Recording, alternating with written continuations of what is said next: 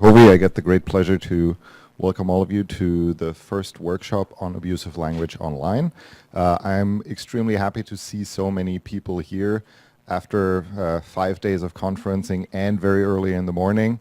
I think that is a nice reflection on, how important the topic is. It's also reflecting how many submissions we got, which, just shows us that there's a great interest in the community, which is great. There is not just an interest in the NLP community, but actually in a wide range of disciplines. And this is something that makes us even happier to see that there are people who are not just core NLP people, because it became pretty clear early on that this is not just another throw a machine learning classifier at it and then it goes away problem.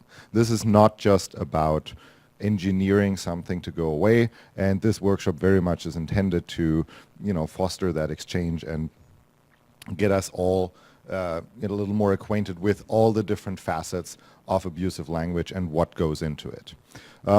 The setup of the workshop very much reflects the genesis of it. It, for me, started out when Zirek here approached me and asked to write his thesis on abusive language, and I said, okay, that's a big topic, you'll need some data. And he said, oh, I already annotated some data. And I thought, wow, that is commitment. And then, we learned that Joel independently had worked on that in his previous job, Joel Tetro here, decided, well, why don't we join forces, get together and make it a workshop, because there was actually great interest at ACL last year in the topic. And we realized, okay, we can make this another machine learning data set and another task, or we can try and do something a little different. And we reached out into the social sciences and humanities and said, well, we need some other perspective on this. And then thankfully, Wendy here gracefully accepted, to our delight and slight surprise. Turns out she used to be an engineer, or she has an engineering background, so maybe that sort of had something to do. And you'll hear her side of the story in a second. I should say that as important as it is also, maybe it is important because it is a very difficult and a very uncomfortable topic. We have been uncomfortable at times organizing this and looking at the topics and the issues. And you will probably hear some things today that are upsetting and uncomfortable. And I think it's good to acknowledge that that is okay. We've all felt that way, and it just shows that you're not completely immune to the problem, and that is good actually. I also believe that this workshop is not going to bring a solution to the problem. That's not how we intend it.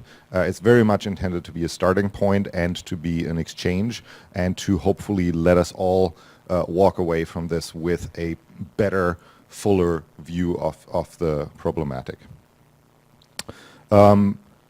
It is also intended as a workshop, very much in the best sense of the word, where we workshop ideas and we exchange ideas. So due to that, we will enforce very strict time limits, because we want to hear from a multitude of people and a multitude of views. So we want to hear from you as the audience, but please bear in mind that we're on a tight schedule and we'll have to kind of maybe sometimes cut a question session short. So with that, I'd like to hand over the mic to Wendy, who also has a few things to say. I think I'll use this one here just to confuse everyone. So good morning, everyone. I'm Wendy Chen, so I'm a part of this group, and my field is actually media studies. So I'm in the Department of Modern Culture and Media at Brown. And I just want to thank you all for being here and tell you how excited I am that this is finally happening. It was a year ago when Zirek sort of cold emailed me out of nowhere, and we started planning this. So it's wonderful to have everybody in the room. Like Dirk, I just wanted to talk briefly about the importance of creating a wide interdisciplinary network in order to take on the question of abusive language. Because although NLP is crucial, and this is why we're here, it's not enough. In fact, no one approach, no one discipline is enough to take on this problem. So although technology is part of the solution, technology can't solve our social or political problems for us, right? So although technology is important, it isn't the cure for all our problems, and it's not the cure because it's also not the root of all evil, right? So we want to get away from both blaming or celebrating technology in this sphere. So Whitney Phillips, who unfortunately couldn't be here with us today, has made this point really beautifully in her work on trolls. And she's argued that trolls aren't outside of society. They're not outside of the larger media system. If anything, they amplify mainstream media tactics. And to treat abusive language online as something separate is actually to deny the kind of abuse that happens outside the online sphere as well. Okay, having said this, what does this mean practically for us today? Well, it means that what we'll all be encouraging you to do is ask the really hard questions about abusive language. To ask the really hard questions about abusive language, but also about each other, about our assumptions and our presumptions going into this kind of discussion. So it means that we'll all be forced to act and think creatively, because it's only together, and importantly, we're not only working across different disciplines, we're also working across academia, industry, activists, the general public. Everyone, this is being live streamed as well, so we have a larger audience outside. And it's only by working all together that we can really react to and come up with some rigorous solutions, hopefully, to this problem. But again, as Dirk said, we're not looking to solve the problem today, but rather have this as one of many workshops going forward. So that's what I wanted to say, and I hope we have a wonderful dialogue together. And it's my pleasure to introduce Joel, who will be introducing Carol Todd. Thanks.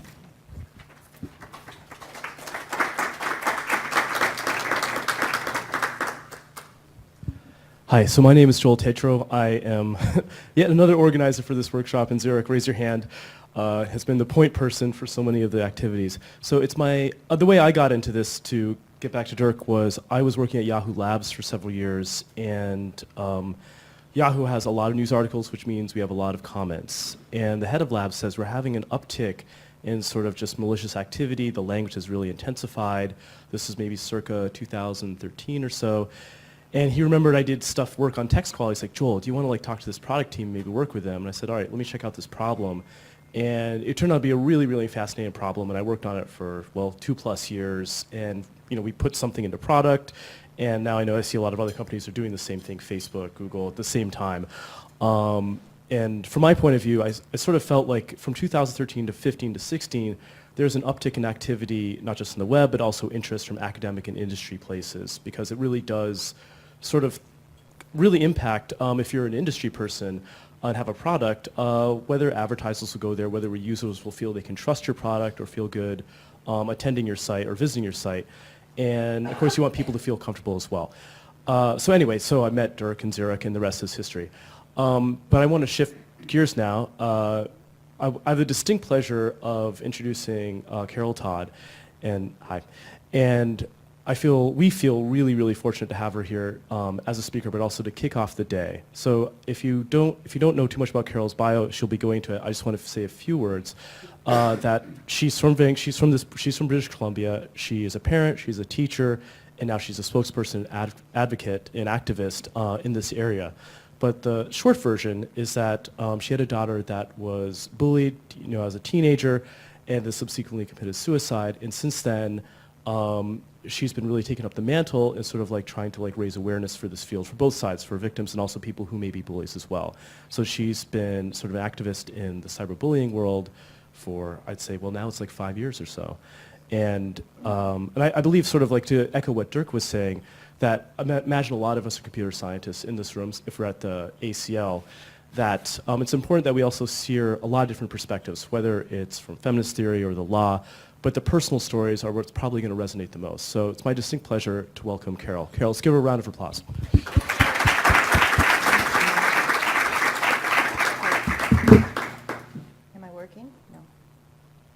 turned on? No. Hello? Can you hear me?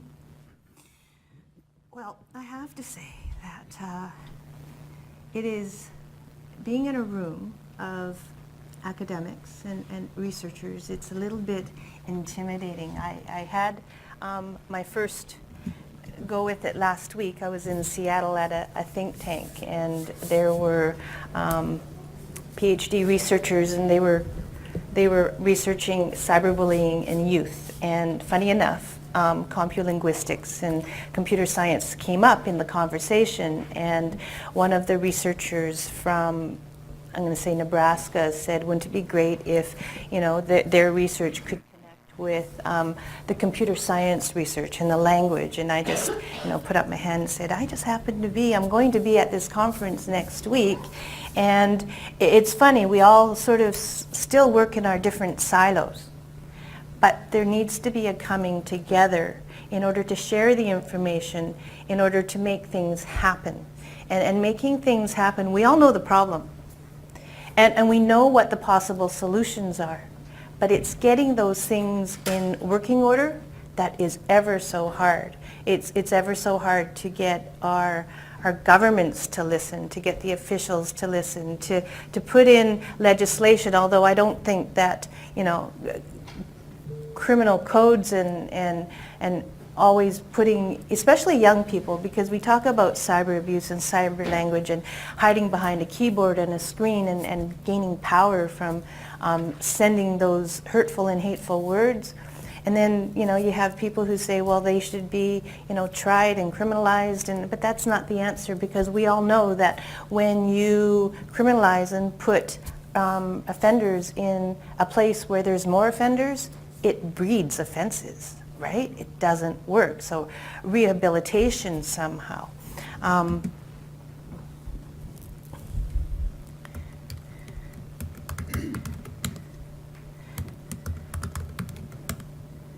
Whoops. I don't want to listen to that one again.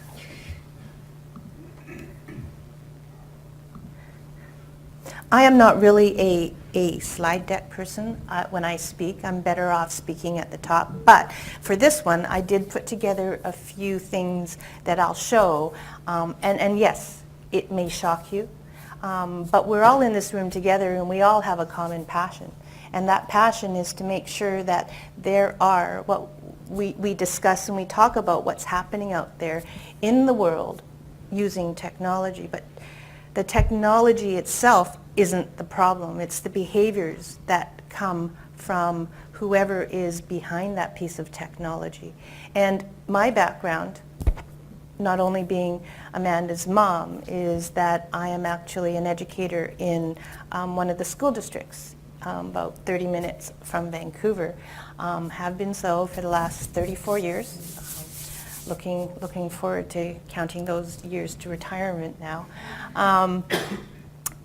My background is special education and working with kids with learning disabilities, vulnerable youth, vulnerable children.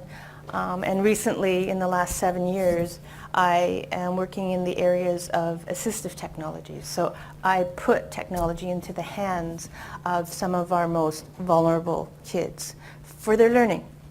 But we all know that when you put technology into the hands of anybody, there needs to come that education component about what to do, what not to do, how you use it, how to use it properly, etiquette. And often we forget that we have to put those P's and Q's, those virtues behind using these devices. We can't just hand them to kids like a percentage of families and adults are doing, right? So this, when I go and speak, often I ask the kids about that tool. And they think it's just it's a texting tool. It's a tool to watch their digital media, right? And then I say to them, well, if you had a paper that was due tomorrow morning, and say your laptop broke down, and they're like, okay, they don't equate. And I said, well, if you were going to get a fail in your course, what would you do? They said, well, I'd try and use this. And I said, well, how? And they said, well, they said the apps, right? You've got Office 365 in it. You can get Google Docs in it. You can get Pages in it if you've got an Apple, right? But even in an Android or whatever, you can do it. You can dictate your text, or you can tap out your text. You can add a keyboard to brand new phones now.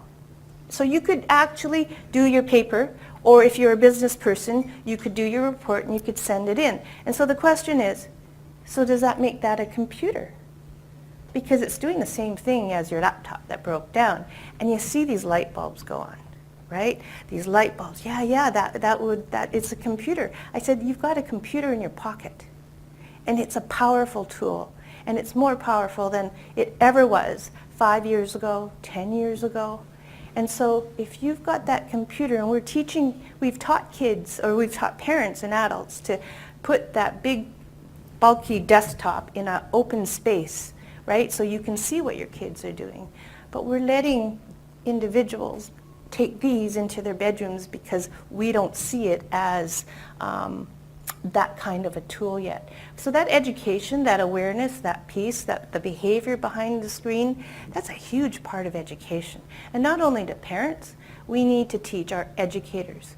Being in the field, I look at digital media literacy, and it's something that we need to teach. It's something that is on the minds of every educator out there around the world.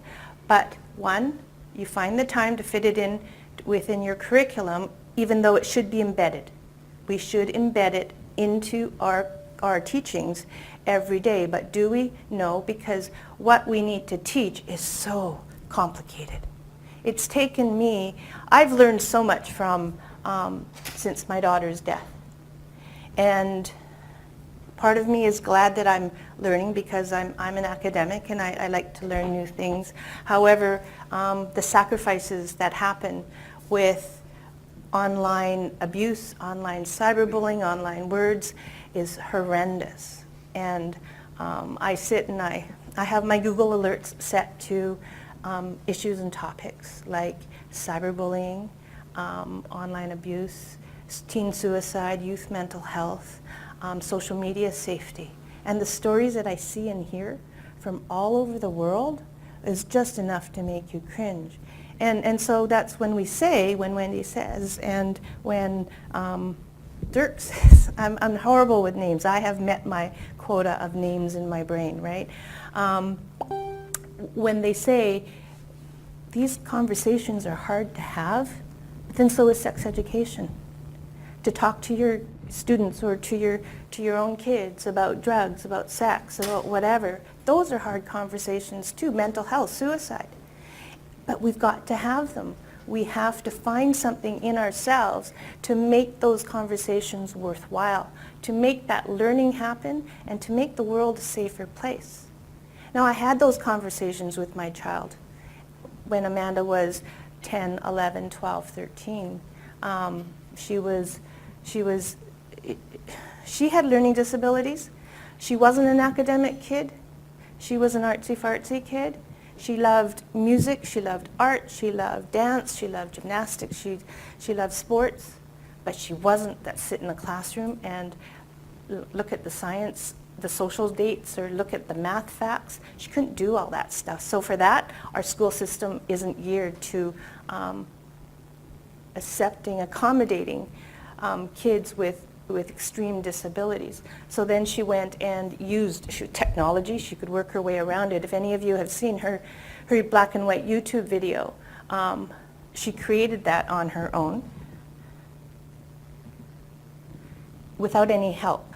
8 minutes and 30 seconds, black and white, timed perfectly. The one thing that she did tell me was one day when she made her first version, she managed to drop all the cards, so she had to redo the whole thing.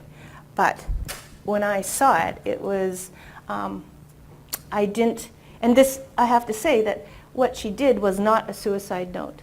This was her way to tell her story out there so that those people, those kids that were cyberbullying her would stop and hear her side of the story. She just was tired of continuing to say, but, and answering to all the questions, right? So that video in itself has been viewed 49 million times collectively around the world.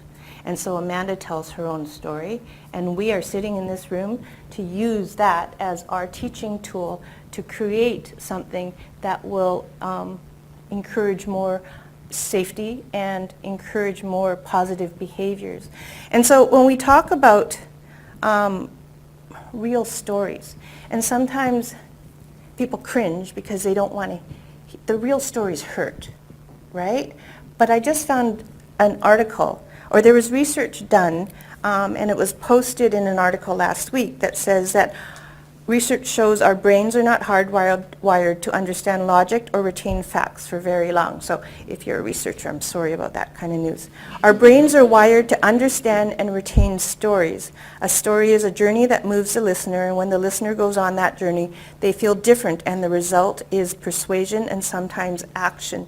Now, when you pair that real story with your data, with your research, with your findings and your summaries, that's when it makes a difference, right? And that's why it's so important that we continue on this journey. And so Amanda was bullied. She was cyberbullied by her peers. And of course she was online, so it went a bit further, and it was ongoing. And that's the definition of bullying, right? Ongoing, repetitive, abusive behaviors. And so some of the things that she eventually showed me, like these kids would not, they were like, I often read articles and the word that comes up a lot is relentless. And I now know that that definition is so very true. They just keep on going. And it's about empowerment. And you talk about trolls and individuals, and we're not only talking, I mean, we focus on youth. When you see articles, you know, it's always, we talk about kids, but the bullying or the abusive language just morphs into young adults, it morphs into adults, it morphs into the older generation. What I see on my Facebook and other people's Facebook, and you see adults just going after each other on comment feeds, and it's like, why? And is it about attention? Now you have that attention on social media networks with the hearts and with the thumbs up and the likes, and that empowers you to, if you're getting likes with negative behavior, of course we know that it's going to perpetuate itself. It's just going to keep going because it's that reinforcement. And being a teacher, we know that, you know, when you have a student and with whatever behavior issues that child may have for whatever reasons, if you pay attention to it, it's going to increase that behavior. And that goes online too, because people get attention from whatever they say and do, and of course they're hiding behind the screen, so it sort of puts them in safe mode, because a lot of times that person, anybody, is not going to say something face to face because they get scared, their heart rate goes up, and it's wrong, right? We teach our kids, we teach them about values when they're really young. When you have your 2-year-old, you don't, and they get their first animal cracker, you expect please, you expect thank you, and you say you're welcome to them. Now the question is, why don't we continue on with those positive words, those words of gratitude? And we have to remember that if you go back to those values, maybe we can, that is one way to stop what happens online. It's all about behaviors. It's not about the technology. And so another part of Amanda's story was she had a online predator. She was posting videos on YouTube. She was getting comments. You're pretty, you sing really nice, you should come sing for a group of friends I have. And this person was online as a teenage boy. And my daughter was 13 years old.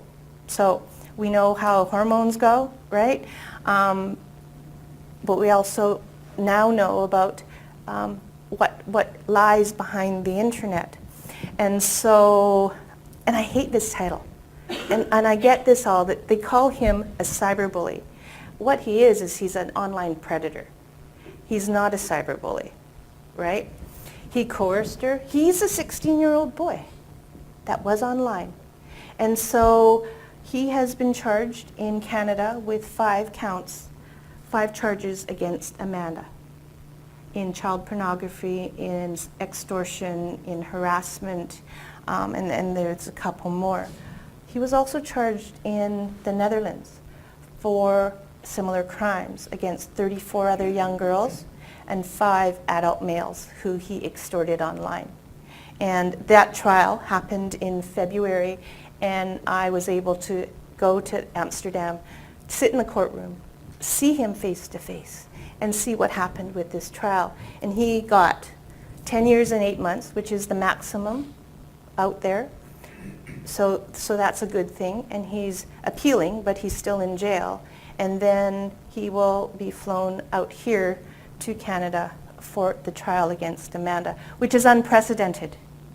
Amanda is no longer alive, but he is still charged with those counts of child porn.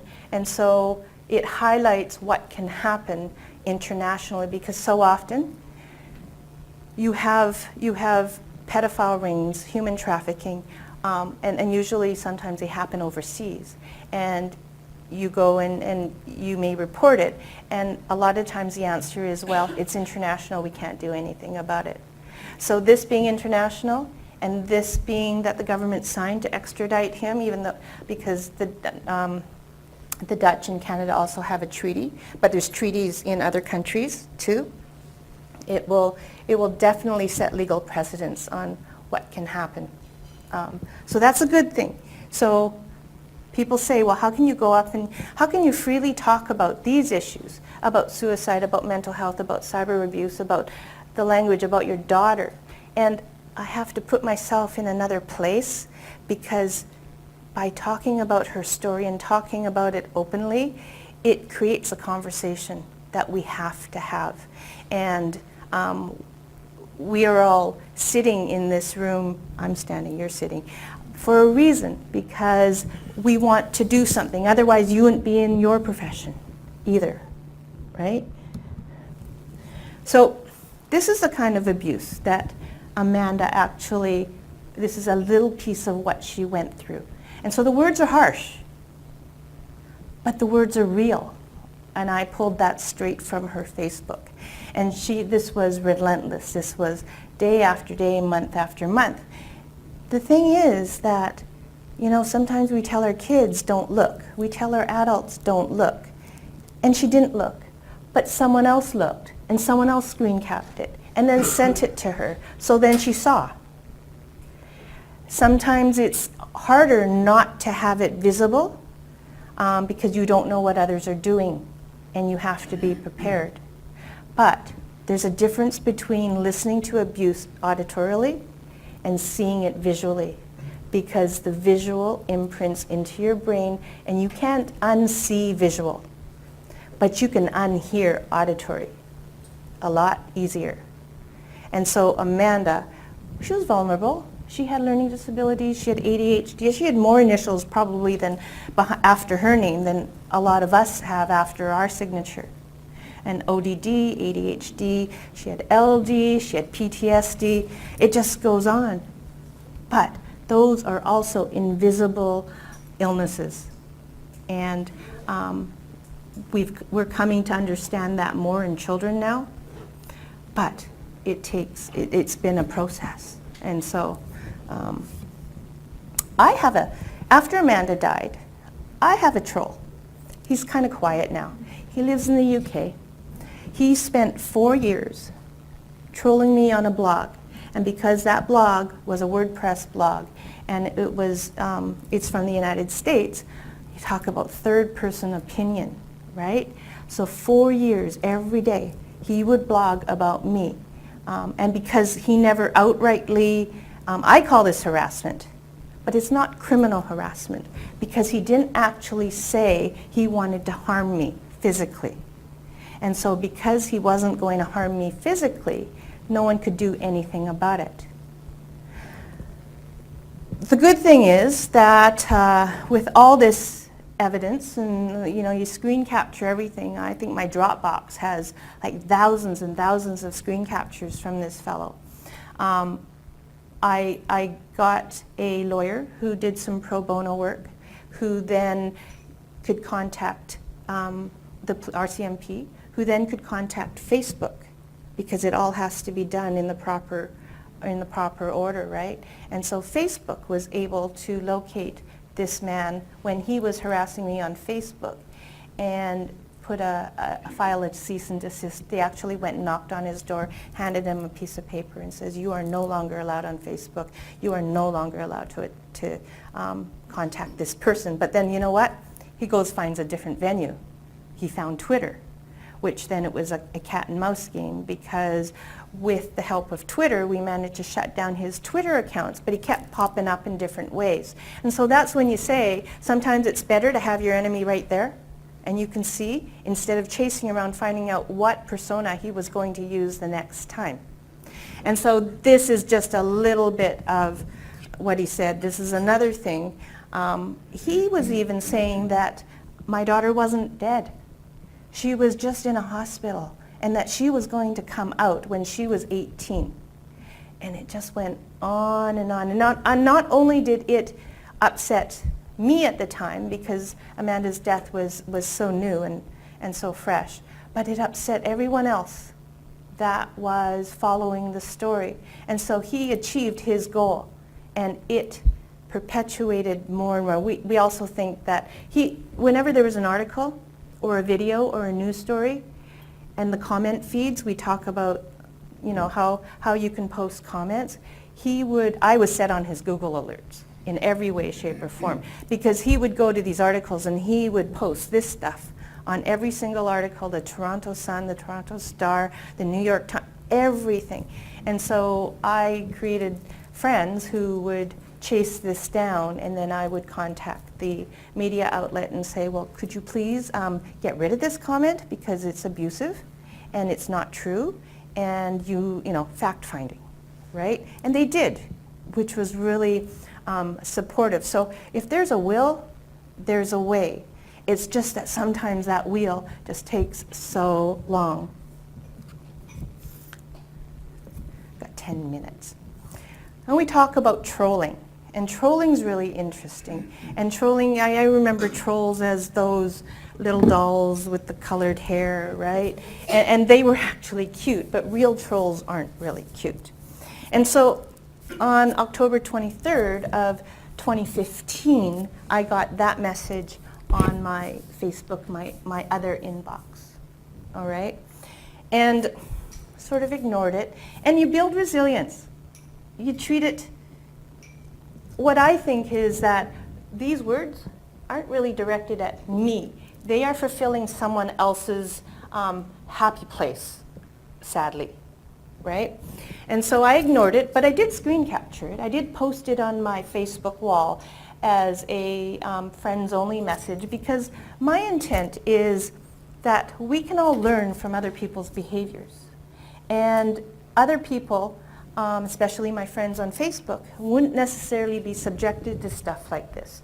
But I think it's everybody's job to learn about stuff like this. And so I got the comments, right? I also got the comments from, why are you posting this stuff? You should just, don't feed the troll. Well, I wasn't feeding him. I was sharing that information. About October 23rd, a week later, I got I got that question, and I sort of ignored it, right? I ignored it for a while, and then he messaged it again. And my only words to him were, tell me about who you are. And he did. He told me about who he was. Now, 2 years ago, he was 21.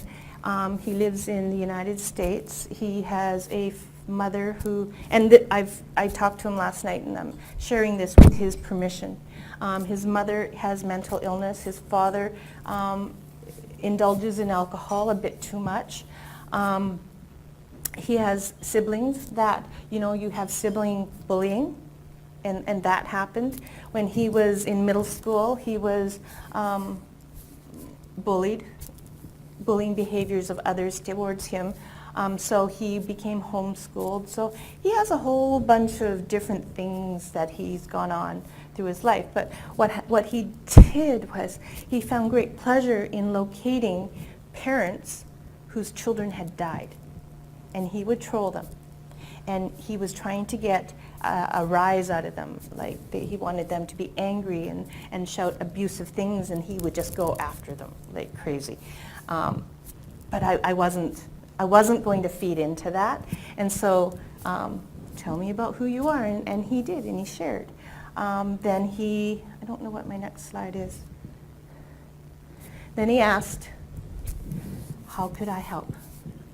And so I gave him some suggestions. Now I've built Amanda's Legacy into a nonprofit society, and we strive to create more awareness, education, supports, projects. And so at that time, we were creating a project of rocks and stones and painting snowflakes on them. And then people could leave them in different places, because Amanda's Legacy is built on the concept of individuality and differences. And snowflakes are individual and unique. And that epitomizes what all of us are all about, because each one of you sitting in this room is completely different. And you're all unique. So you're all the snowflakes of the world, right? And so I said to him, you can help by doing these. I should have put the snowflakes in the middle. Oh,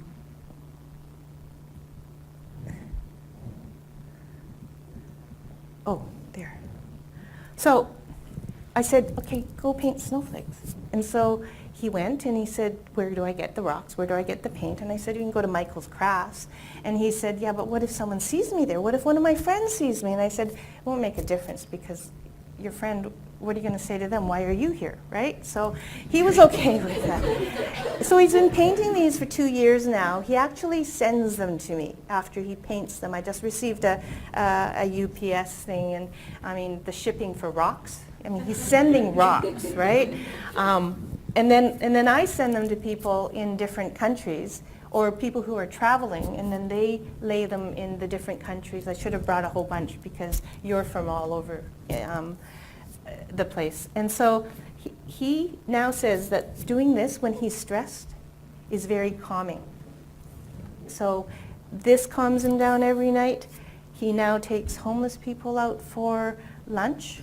The story I got was last year, he took 6 homeless people with him, but by the time he got to Subway, there was 18 behind him, because they just kept coming. But he said that was okay. He buys blankets, and now he sees a therapist. He's studying at college now.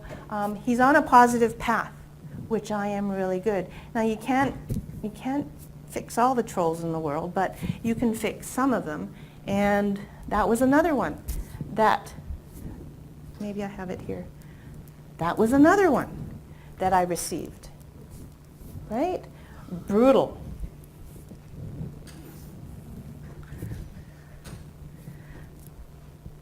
But then now he's reformed. Now he actually goes and he stops negative behaviors, either on the internet or when his own friends are being negative, he tells them.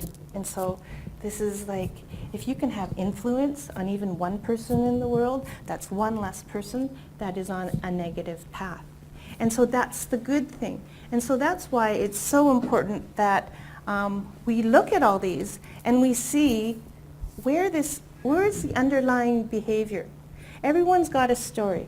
I did a TEDx, and I think that was my overall theme, is that take the time and listen to people, and you'll find out what underlying factors they are. I'm sure that everyone's put on this earth, and they don't really want to be the trolls of the world. You aren't born that way. Somewhere in the world, something gets wired or miswired, when you look at neuroscience, right? So I can have a student and they can have a brain injury, and with the use of a computerized reading program, we can rewire their brain in terms of reading ability. And so when we have negative things or brain trauma or using the internet, how is that rewiring our brains? How is it when you put a 2-year-old in front of an iPad? Is that rewiring the structures in their brain? That's kind of scary. And that's the kind of stuff that I think the research will find more information down the road. But we can't afford to rewire into the negative. We have to try and rewire into the positive. I'm reading a book right now, Shame Nation, and it actually hasn't come out. It's coming out in October. And it's all about the shaming online hate on the internet. I'm halfway through it, and it's interesting because when you say you read real stories and you pair it with the research, and this is the content of that book, stories have stuck in me, and it was even interesting to read the foreword, right?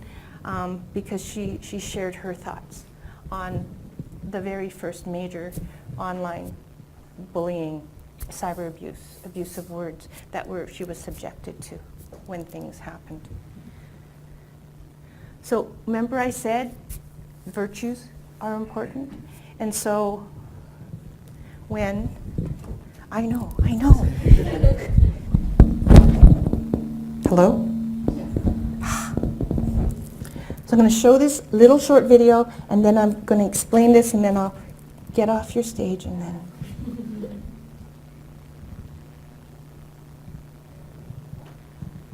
work.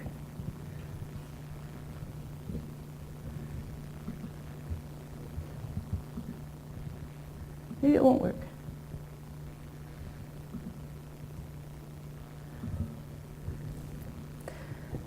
Is it?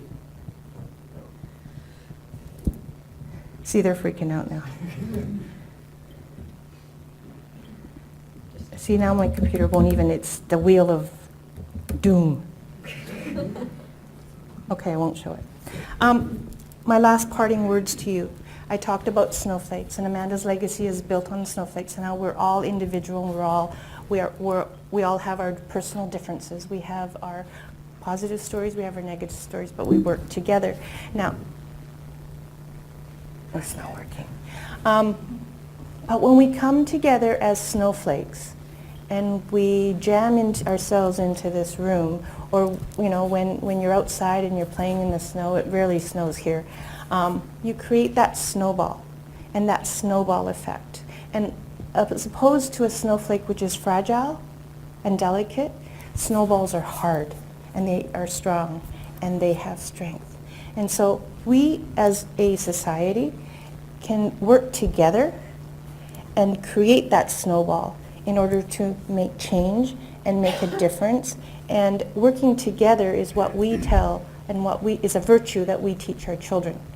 And that's cooperation and getting along. And so let's be the snowflakes of the world and continue to work together so that we can make a difference for our future generations. And so I'd like to thank you for sitting in this room today. I know that you've had a whole long week of information in your heads, but remember the real stories and remember what we need to do in order to gain more resilience and strength and pass it on. Thank you.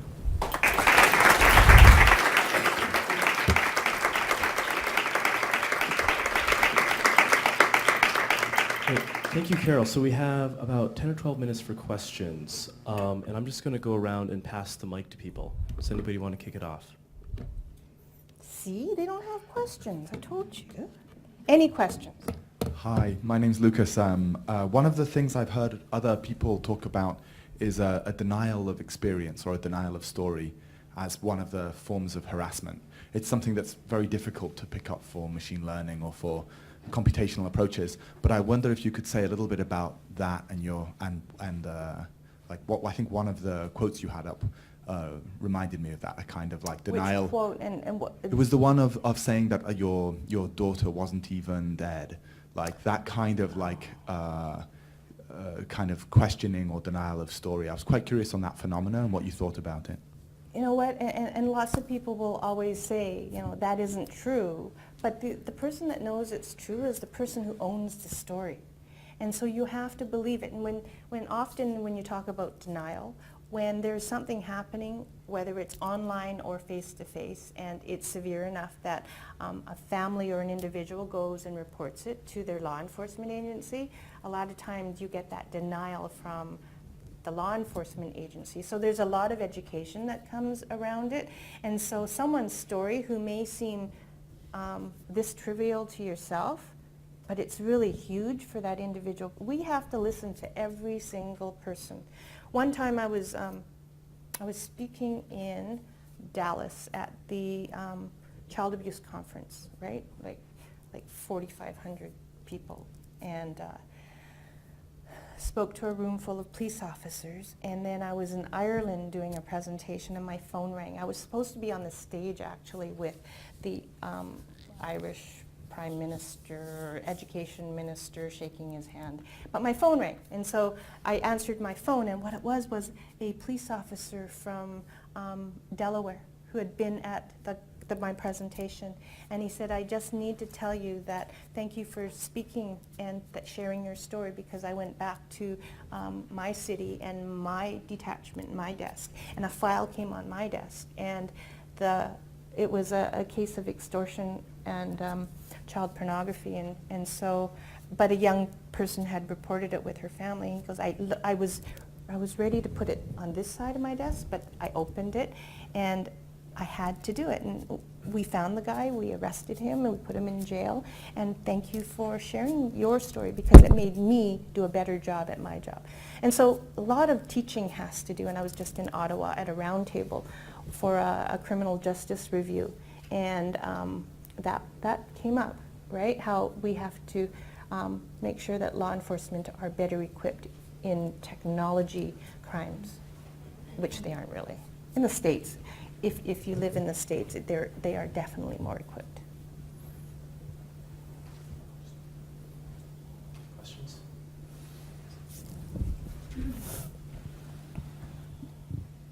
My name's Susan. Thank you so much. You've described two kinds of responses or remedies to predators/trolls online. One, prosecution, and the other, empathy and engagement and sort of trying to reform them as a well, I was going to say a non-professional. You are a professional reformer of trolls, apparently. But could you talk a little bit more about those are, after all, two very different sorts of responses. Is it that you should do one with, can you distinguish the sorts of cases in which you should try one and you should try the other? Are there different kinds of trolls/predators who can be distinguished in some way? I guess, just like I was talking to someone at dinner last night, and when you look at the language, you can sort of determine if, age and cognitive ability and how they write, what they say. My troll in the UK, he was older, he was in his 50s, and I think he was very educated because the language he used was quite sophisticated, and he knew the guidelines of what to cross and what not to cross. I sort of knew that these two other ones on my Facebook were younger individuals, and they were, right? I think that you could probably reform, like I work a lot with social emotional learning in my school district, so teaching the virtues and the compassion and the respect and the kindness, and with anti-bullying day now, we tend to shift it and say, it's do your kindness acts, and show the positivity, and so we have to talk about it in a different way. Now, I just use my common sense, like my What's internally in me and how I feel and how I'm going to approach it. Now, with the UK troll, I knew that there was no way that I would ever get in his head or in his heart. And he knew that because he was looking for a response from me. So for 4 years I sat there and I just didn't say a thing. Other people tried, and I knew it wouldn't work, right? So I actually, when I went to Amsterdam, and because I know that Sussex was really close to, like it's only a plane flight away, right? $100 to fly from Amsterdam or from London to, and so I invited him to come meet me. After 4 years, I said it publicly on media because I was in the Dutch press and I was in the Canadian press. I said I welcome my troll or my person in the UK that has said that he would like to see me face to face, and I welcome him to come and I'll meet him for coffee. He made up an excuse that he couldn't possibly come over because, you know, $100 could be spent benefiting other children in third world countries or something. And so, you know what? You chickened out. You had your chance, right? And so that's probably the only time that I actually stood up and went. But he was vicious. He went after Amanda. She was dead. He went after her friends who were alive, and they were minors at the time. So he would search and he'd find all their social media stuff because kids don't, back then, they're a little better now, but still not. The privacy settings aren't shut down, right? So you could see their whole list of friends, you could figure out where they lived, and he searched them on 411, and he found their addresses and their parent, and so he went after them, posted stuff about them. I don't understand why nothing could have been done about that part because those were minors, but we're here to change laws. It's slow.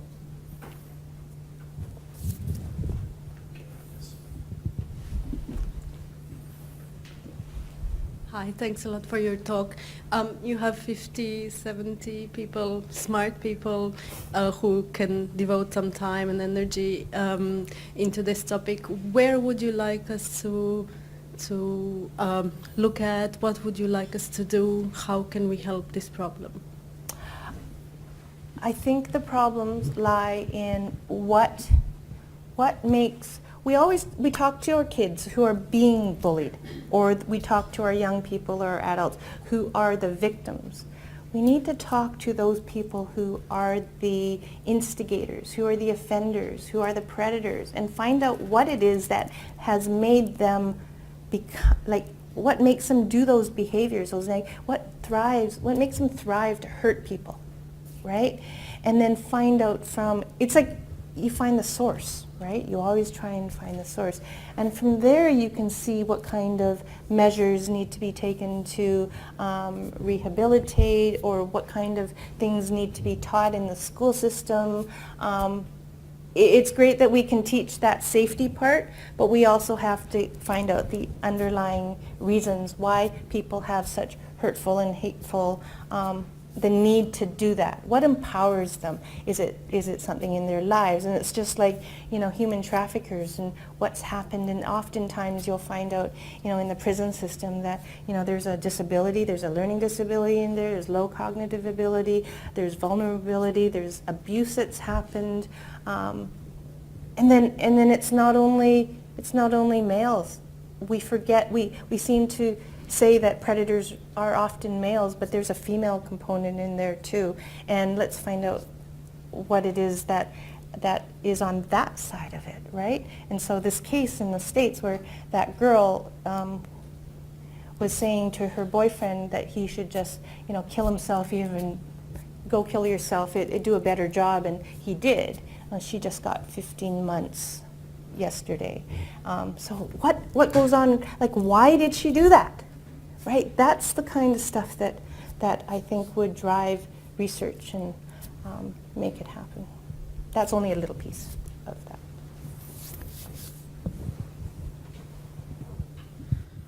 My name is Michael Strube, HITZ Heidelberg, Germany. I teach about ethics and NLP from time to time. And in class, we talked about cyberbullying as well. There was a big discussion whether there's a difference between bullying, like in the old days without cyber, and cyberbullying. And we didn't come quite to a conclusion, except that it's not face-to-face anymore. Right. Those are the distinct definitions. I myself, I don't really like the word bullying. I refer to bullying as behaviors, and we talk about bullies, and it's a noun. I don't want to refer to anybody ever as a noun, because as a verb we can change verbs, but as a noun it stays with them for a long time, right? And funny you should ask that question, because at the think tank I was at last week, the same question came up, because they're putting together a research study, and they put out the word bullying and cyberbullying and said, so what's the difference? How can it be redefined?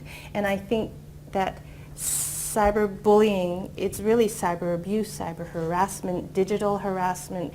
I mean, you can go on and on. I think the word cyberbullying does not define it well enough. And so we have to rethink a definition. Yeah, and that's going to take a lot of work, because everyone's disagreeing on which definition to use. I also talked to politicians in Germany about education, and I think that there's a lack of education in these issues, and we need to teach children how to use these devices responsibly. We do. And so where does that start? The telecoms need to become more proactive, because they are selling and they are providing the cellular data and the tools that these kids are using. But it's also, we're missing that big part in educating adults. The kids actually know more than us. They just shut it out, right? But it's that educating that the adults need to speak to our kids, and the question is, at what age is the appropriate age to start teaching our kids about digital safety, about what goes on online? So when you talk about Amanda's predator in the Netherlands, right? He had girls as young as 9 that he was following and predating. 9. And so a lot of times, middle school, grade ages 11, 12, 13, is when we think that's the right age. But you know what? Kids are on iPads as young as 2, 18 months. We need to start teaching parents about what happens with screen time, and what happens, what comes through those channels and apps on the internet, because free apps are great, but have you ever seen all the ads that pop up on those free apps? Some of them aren't really sound, educationally sound, because they're promoting free stuff. And so that's in the school system, I came across that on educational free apps.